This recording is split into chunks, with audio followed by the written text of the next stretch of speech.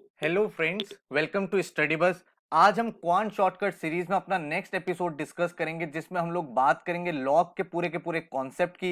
And आप लोगों को एक ऐसा शॉर्टकट बताऊंगा जो एग्जाम कंडीशन में बहुत ज्यादा हेल्पफुल रहता है, जिससे आप कितना भी कॉम्प्लेक्स क्वेश्चन हो विद इन 30 सेकेंड्स सॉल्व कर पाओगे। काफी सारे बच्चों की रिक्वेस्ट थी, मैंने कॉमेंट्स रीड करे थे, सर लॉग करा दो लॉग करा दो। तो आपकी रिक्वेस्ट पे ये पूरा का पूरा सेशन मैंने क्रिएट किया है। इसके अलावा कोई और टॉपिक है जिसमें आपको डिफिकल्टी आ रही है तो नीचे कमेंट में मुझे बता देना, उसका भी कॉन्सेप्ट और शॉर्टकट मैं आपके लिए बना दूंगा। सो बहुत ध्यान से ये वीडियो देखना है। इससे पहले के एपिसोड्स अगर नहीं देखे तो नीचे डिस्क्रिप्शन में सबके लिंक है, वो सारे के सारे एपिसोड देख लो, आपकी प्रिपरेशन काफी ज्यादा स्ट्रांग हो जाएगी। So my name is Saurabh Kothari, let's start. तो सबसे पहले भाई चैनल को सब्सक्राइब कर लो एंड बेल आइकन को प्रेस कर देना ताकि ऐसी जितनी भी इंपॉर्टेंट वीडियोस हैं उसके नोटिफिकेशंस आपको मिलते रहें। इसके साथ ही इंस्टाग्राम पे हमारा चैनल है स्टडी बस एजुकेशन, यहाँ डेली बेसिस पे current affairs, quant, shortcut, vocabulary words आपको मिलते रहते हैं। अगर आप एक सीरियस एमबीए एस्पिरेंट हो तो हमारा लेटेस्ट पेन ड्राइव कोर्स आ चुका है नेक्स्ट ईयर के कोर्सेज के लिए, जिसमें आपको सारे के सारे वीडियो लेक्चर्स मिलते हैं, बिल्कुल बेसिक से लेके एडवांस तक। एक एक टॉपिक आपको पेन ड्राइव में दिया जाता है और सारे के सारे concepts along with advance questions आपके साथ डिस्कस किए जाते हैं। अलॉन्ग विद वीडियोस आपको भाई ई बुक्स मिलती हैं, जो भाई इंटरेक्टिव ई बुक्स होती हैं जिसमें आप प्रैक्टिस कर सकते हो। इसके साथ ही आपको एक पोर्टल मिलता है जहां पे डेली बेसिस पे आप अपने टॉपिक टेस्ट दे सकते हो और जितने भी मेजर एग्जाम्स है उन सबकी टेस्ट सीरीज आपकी प्रेजेंट होती है और जितने भी हमारे टेस्ट होते हैं, असाइनमेंट्स होते हैं, मॉक्स होते हैं, उन सबके डिटेल्ड एनालिसिस और सॉल्यूशन आपके सामने प्रेजेंट होता है। आपके पोर्टल पे डेली जी के अपडेट भी आता है। इसके साथ ही 24/7 डाउट फोरम रहता है जिसके थ्रू आप अपनी प्रिपरेशन को काफी ज्यादा स्ट्रांग कर सकते हो। तो अगर आप ये पेन ड्राइव कोर्स एनरोल करते हो, इसके अलावा ना ही आपको कोई कोचिंग चाहिए, ना ही कोई टेस्ट सीरीज चाहिए, ना ही कोई बुक चाहिए, फुल फ्लेज्ड आपकी प्रिपरेशन हो जाती है। तो अगर आप टेस्ट सीरीज बाय करना चाहते हो हमारी वेबसाइट पे जा सकते हो studybus.co.in एंड सारी की सारी डिटेल्स आप यहाँ पे देख सकते हो। अगर आपको नंबर ऑफ मॉक्स मिलते हैं तो नंबर ऑफ मॉक्स आप यहाँ पे चेकआउट कर सकते हो, कितने नंबर ऑफ मॉक्स हैं। पोर्टल पे आपको ई बुक्स मिलती हैं, आपके वीडियो लेक्चर्स होते हैं, साथ में टॉपिक वाइज टेस्ट होते हैं, आपको मिलता है एक स्टडी प्लानर जिससे आप अपने डेली गोल्स बना सकते हो एंड एक बहुत ही वेल स्ट्रक्चर्ड तरीके से अपनी प्रिपरेशन को प्रोसीड कर सकते हो। कोई और डाउट है तो ये हेल्पलाइन नंबर है, यहाँ पे भी आप पता कर सकते हो। अब अगर मैं बात करूं लॉग की, देखो लॉग टॉपिक में बच्चों को बहुत ज्यादा डर इसलिए लगता है क्योंकि उन्हें टॉपिक की क्लैरिटी नहीं है। लेकिन अगर आप ध्यान से देखोगे तो लॉग एंड एक्सपोनेंट जो होता है that is one and the same thing. मतलब अगर आप पावर को सॉल्व करना जानते हो तो लॉग में कोई डिफिकल्टी नहीं है। फॉर एग्जाम्पल अगर मैं आपसे बोलूं कि 2 की पावर 4 क्या होता है तो आप बोलोगे 2 into 2 into 2 into 2 that is 16। ठीक है, अब अगर मैं आपसे ये बोलूं कि व्हाट पावर ऑफ 2 इज 16, अगर मैं इस चीज को बोलूं व्हाट पावर ऑफ 2 इज 16, तो यही क्वेश्चन जो है इसको मैं ऐसे भी लिख सकता हूं कि log टू द बेस 2 16 क्या होगा। तो अब आपको पता है कि कौन सी पावर 2 की 16 होती है, 4 होती है, तो इसका आंसर क्या होगा, इसका आंसर होगा 4। तो यही तो log है। अगर आप यहां पे देखोगे, लेट्स टेक अनदर एग्जांपल कि भाई अगर मैं यहां पे लिख देता हूं log 243 टू द बेस 3, ये क्या होगा।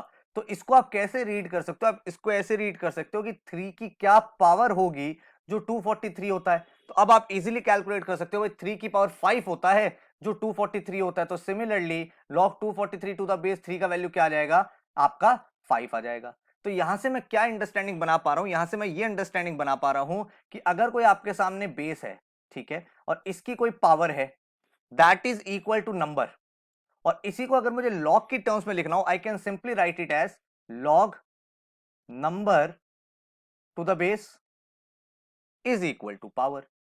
तो अगर आपने ये चीज की अंडरस्टैंडिंग बना ली तो फिर आपके लिए लॉग में कुछ भी नहीं बचा है। तो अगर आपने ये चीज सीख ली है, उसके बाद लॉग की कुछ प्रॉपर्टीज होती है जो यहाँ पे आप स्क्रीन पे देख पा रहे हो। ये प्रॉपर्टीज आपके एग्जाम में काफी ज्यादा हेल्पफुल हो सकती है।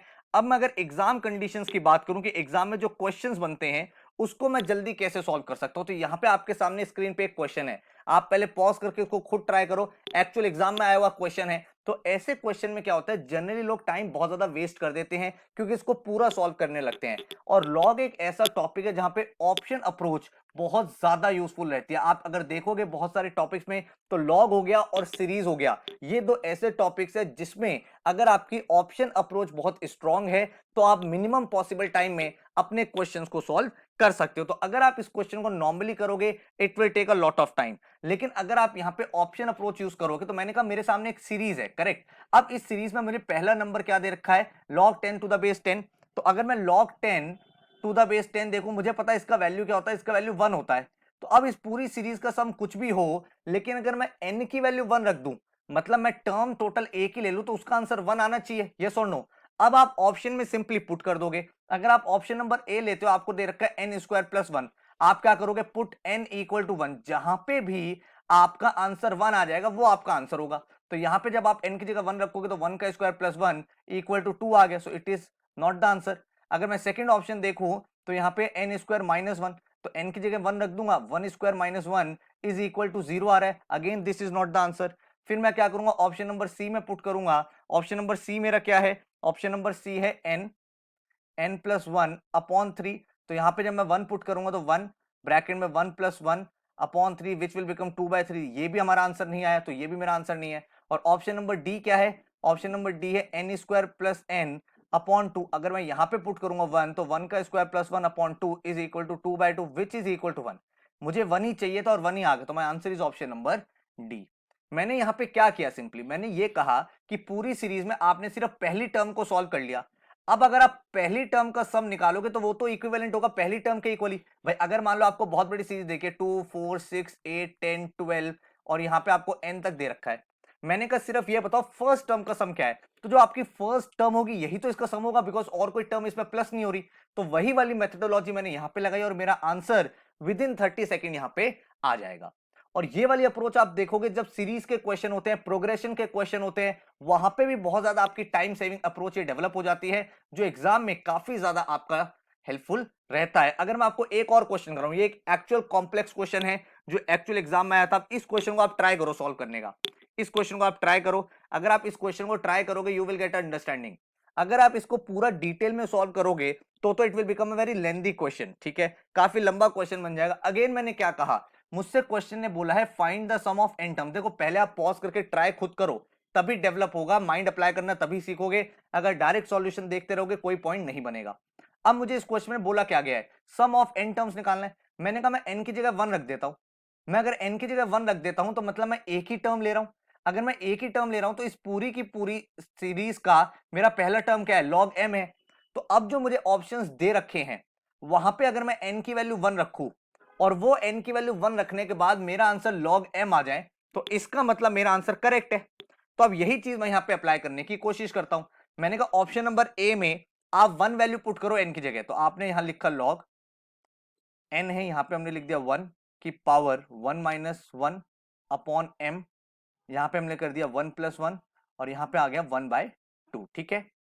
इसको जब हमने फर्दर सॉल्व करा तो ये क्या हो गया, ये हो गया log 1 की पावर 0 होता है 1 अपॉन ये हो गया m स्क्वायर एंड इसकी पावर हो गई 1/2, ठीक है। पावर से पावर कैंसिल हो जाएगा, ये क्या रह जाएगा, log 1/m। मुझे क्या चाहिए था, मुझे चाहिए था log m, लेकिन मेरा आया क्या, log 1/m। इसका मतलब ये मेरा आंसर नहीं है।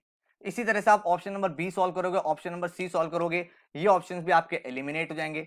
जब आप ऑप्शन नंबर डी में ये वैल्यू पुट करोगे तो आपको क्या चीज पता चल रही है, log, यहाँ पे क्या लिखा हुआ है m और यहाँ पे क्या है n प्लस 1, तो 1 प्लस 1 अपॉन यहाँ पे n है, n की जगह आ जाएगा 1, 1 माइनस 1 और इसकी पावर क्या हो जाएगी 1/2, ठीक है। जब आप इसको सॉल्व करोगे क्या हो जाएगा, 1 की पावर 0 तो 1 होता है और यहाँ पे हो जाएगा log m square, log m square की पावर 1/2, 2 से 2 कैंसिल हो जाएगा, तो मेरी वैल्यू क्या आ गई, log m। log m आ गया और log m ही मुझे चाहिए था, बिकॉज हमने n की वैल्यू को 1 पुट किया था। 1 पुट करने का मतलब हो गया कि पूरी सीरीज की जो पहली वैल्यू है उसकी इक्विवेलेंट हमारा आंसर आना चाहिए, और यहाँ पे भी log m आ गया, तो इसका मतलब option number D is the right answer. तो ये वाली जो अप्रोच रहती है काफी ज्यादा यूजफुल रहती है, और आपको भी ये पता है कि भाई काफी सारे एग्जाम्स ऐसे होते हैं जहां पे टाइम आपको सेव करना होता है। और अगर मैं बात करूं कुछ कॉम्प्लेक्स एग्जाम जैसे कैट हो गया, जैट हो गया, तो ये ऑप्शन अप्रोच आपका काफी ज्यादा टाइम सेव कर सकती है। अब आपके मन में ये डाउट आ सकता है कि सर अगर टीटा बेस्ड क्वेश्चन हुआ तो, भाई टीटा बेस्ड क्वेश्चन हुआ तो डेफिनेटली आपको फिर ट्रेडिशनल अप्रोच से सॉल्व करना ही पड़ेगा। बट अगर आप देखोगे majority of the questions log के, और जहां पे भी ऐसे क्वेश्चंस हो जहां पे सम आपको निकालना है, सीरीज दे रखा है, प्रोग्रेशंस दे रखा है, वहां पे इस अप्रोच से आप काफी सारे क्वेश्चन को क्विकली सॉल्व कर सकते हो। सो आई होप आपको ये सेशन अच्छा लगा होगा, आपने कुछ नया यहाँ पे सीखा होगा। और अगर आपको कुछ और सेशन चाहिए तो नीचे कमेंट कर दो, मैं उसके ऊपर भी आपके लिए वीडियो बना दूंगा। So all the very best, keep studying and take care.